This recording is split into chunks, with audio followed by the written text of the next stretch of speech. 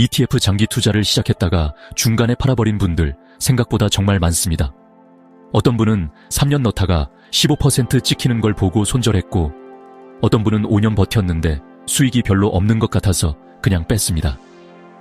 그런데 그분들이 팔고 나서 2, 3년 후에 그 ETF가 어떻게 됐는지 아시나요? 오늘 제가 드리고 싶은 이야기는 바로 거기서 시작합니다. 매달 10만원씩 20년을 버텼을 때와 중간에 멈췄을 때 그 차이가 얼마나 되는지 숫자로 직접 보여드릴게요. 그런데 그 전에 한 가지 먼저 생각해 보셔야 할 게 있습니다. 어떤 ETF를 고르느냐에 따라 그 숫자가 완전히 달라지거든요. 어떤 선택이 지금 여러분 상황에 맞는 건지 오늘 끝까지 보시면 스스로 판단하실 수 있을 겁니다. ETF 장기 투자를 시작하려고 하면 크게 3가지 선택지 앞에 서게 됩니다. 첫 번째는 미국 S&P 500 ETF입니다. 국내에서는 티아이거 미국 S&P 500, AC 미국 S&P 500 같은 이름으로 상장되어 있고요. 1990년부터 2023년까지 약 33년간 달러 기준 연평균 수익률이 약 10.5%였습니다. 두 번째는 전 세계 분산 ETF입니다. 미국뿐 아니라 유럽, 일본, 신흥국까지 포함하는 구조인데요. 평균 연수익률은 S&P 500보다 낮은 7-8% 수준입니다. 세 번째는 국내 KODX 200, 타이거 200처럼 코스피 200을 추종하는 ETF입니다. 원화로 바로 투자 가능하고 구조가 단순하지만 최근 10년 기준 연평균 수익률이 2-4% 수준으로 나머지 2가지에 비해 낮습니다. 이 3가지를 비교할 때 기준이 되는 추근 기대, 수익률과 리스크 분산 2가지입니다. 이 기준을 머릿속에 두고 다음 비교를 보시면 선택이 훨씬 명확해집니다. 자, 그럼 각각의 장단점을 하나씩 짚어보겠습니다. 첫째, S&P 500 ETF입니다. 수익률만 놓고 보면 3가지 중 가장 강력합니다. 매달 10만원씩 30년 투자했을 때 연 10% 수익률을 적용하면 원금 3,600만원이 약 2억 2천만원이 됩니다. 그런데 여기서 많은 분들이 놓치는 게 있어요. 이 수익률이 매년 일직선으로 오른 게 아니라는 겁니다. 2000년 닷컴 버블 때 S&P 500은 약 49% 하락했고 2008년 금융위기 때는 약 57% 빠졌습니다. 그 구간에 버티지 못하고 팔았던 사람들은 이후 회복과 상승을 통째로 놓쳤습니다.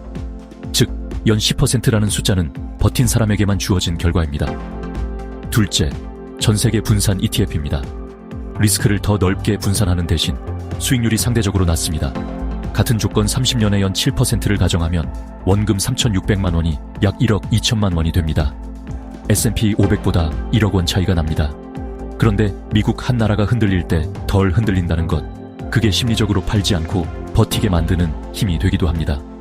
앞서 말씀드린 것처럼 중간에 팔아버리는 순간 수익률 계산 자체가 무의미해지거든요. 셋째, 국내 ETF입니다. 구조가 단순하고 원화로 바로 접근 가능하다는 건 분명한 장점입니다.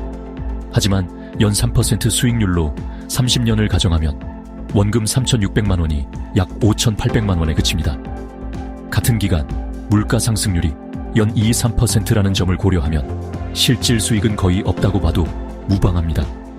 잠깐, 여기서 한 가지 생각해 볼 질문이 있습니다.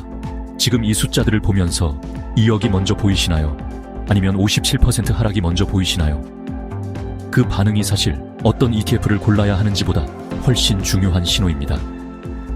하락이 더 크게 느껴진다면 수익률 높은 쪽을 선택해도 결국 중간에 팔게 될 가능성이 높습니다. 초보자 기준에서 가장 현실적인 선택은 무엇일까요? 여기서 핵심은 수익률이 가장 높은 것보다 실제로 오래 유지할 수 있는 것을 선택하는 겁니다. 그리고 오래 유지하는 데 가장 방해가 되는 건 시장 하락이 아니라 하락했을 때 내가 어떻게 반응하는가입니다.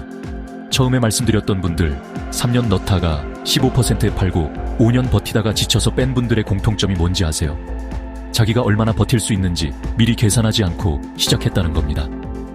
그래서 제가 드리는 현실적인 권장 순서는 이렇습니다. 먼저 국내 증권사 앱에서 ISA 계좌를 개설합니다. ISA는 연간 납입 한도가 2천만 원이고 계좌 유지 기간 동안 발생한 이익에 대해 세금 혜택이 있어 장기 투자에 유리합니다. 다음으로 T가 미국 S&P 500이나 ACE 미국 S&P 500처럼 국내 상장 ETF를 선택합니다. 달러 환전 없이 원화로 바로 매수 가능하고 현재 주당 가격이 1만 원 안팎이라 소액으로도 시작할 수 있습니다. 마지막으로 매달 정해진 날 자동 매수를 설정합니다. 키움증권, 삼성증권, 토스증권 같은 주요 증권사에서 정기 매수 기능을 지원하고 있어서 한번 설정해두면 시장이 흔들리는 날에도 감정 없이 꾸준히 쌓아갑니다. 그리고 아까 처음에 던졌던 질문, 매달 10만원씩 20년이면 얼마가 되느냐, 이제 직접 답을 드리겠습니다. 연 7% 기준으로 원금 2,400만원이 약 5,200만원, 연 10%를 적용하면 약 7,600만원이 됩니다. 그런데 이 숫자에서 중요한 게 하나 있습니다. 수익의 절반 이상이 마지막 5년에 집중됩니다. 복리가 그렇게 작동하거든요.